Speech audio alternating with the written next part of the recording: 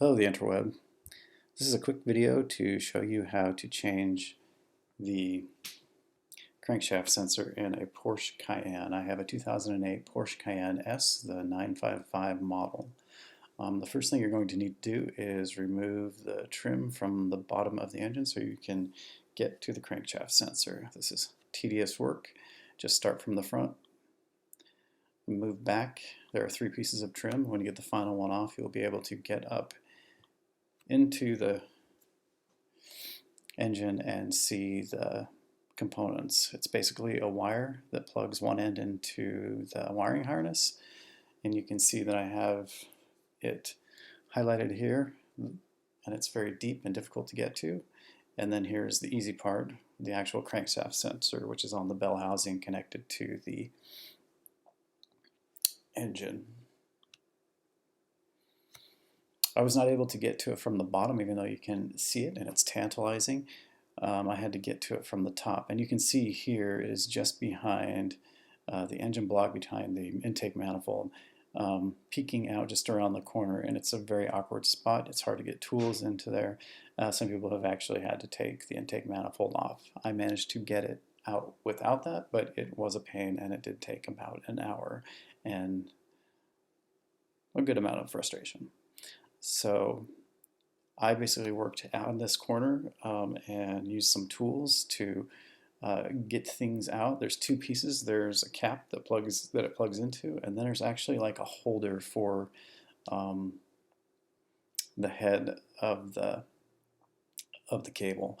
And the cap is kind of hard to get off, but the hardest part was getting it out of this holder that holds it to the back of the engine. In fact, I broke it, but it was not a big deal. There were plenty of ways to hold that piece in, and I did not care, and I was sick of messing with it anyway, and now in the future I won't have to mess with it. So I used these 2 tools, or sets of tools. I used the needle nose pliers to get the cap off, and like I said, that was the easier part. And then I used the pick tools to actually pry the connector off of the mount, and in doing so I broke the mount because it's going to be hard and brittle after many miles of driving. Thankfully it didn't really need it from what I could tell, and so I just remounted it all in there. There's lots of holders for that, so I felt like it was pretty safe. This is the cap that goes into the connector, and this is after I just got it off. I did not have pictures of getting the connector out of the holder on the back of the engine. That was too much work and required all of my time and focus and hands. So just know that it's kind of a pain. It's a little scissor kind of a connector, and you got to kind of pry it towards the outside of the vehicle using something like a skinny screwdriver or a pick tool like I did, and you're probably going to break it, so just kind of be aware of that. Okay, here's the easy part, removing the crankshaft, the actual sensor. Just a single bolt with a Allen that can be removed with an Allen wrench. This is the reverse. I'm plugging the new crankshaft sensor in, started from the top, dropped it down,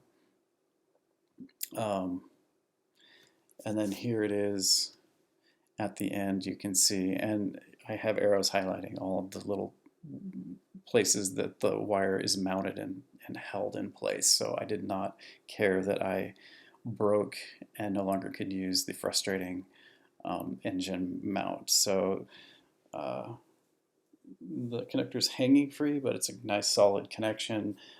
It's secured on the top and bottom via the wire, and I feel like it's safe. I'm going to keep an eye on it as I drive it, just to make sure that my theory holds true, but that seems to be all that I needed to have done. And so after I replaced this, the car ran smooth. I have yet to check it with an ODB2 sensor, but I expect the code to be cleared. And that's basically it. Good luck.